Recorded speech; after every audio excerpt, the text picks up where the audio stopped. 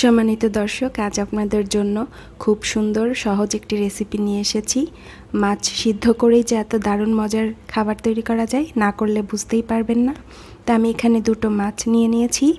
মাছটা প্রথমে হলুদ, লবণ আর লেবুর রস দিয়ে সিদ্ধ করে নিতে হবে।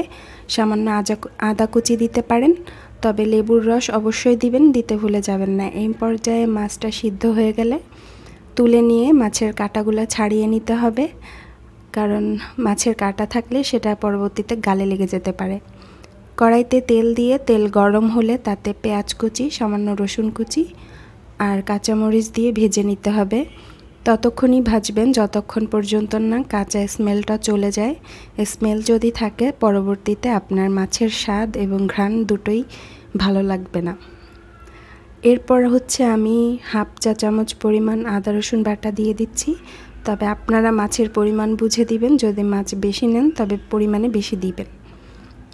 আদা রসুন বাটা দেওয়ার পরে আপনাদের আবার ভালো মতো ভেজে নিতে হবে যতক্ষণ না আদা রসুনের স্মেলটা চলে যায়। তারপর মাছগুলো যেগুলো আমি বেছে রেখেছিলাম সেই মাছগুলো দিয়ে দিচ্ছি।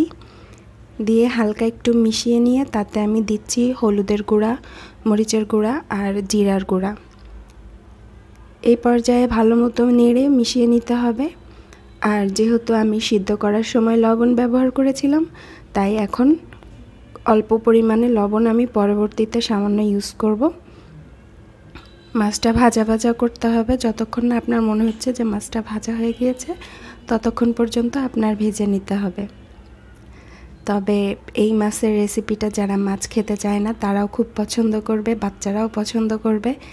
আর আপনারা একবার ট্রাই করে দেখবেন, অবশ্যই অসাধারণ লাগে। মাছের কোনো বাজে স্মেলও থাকে না।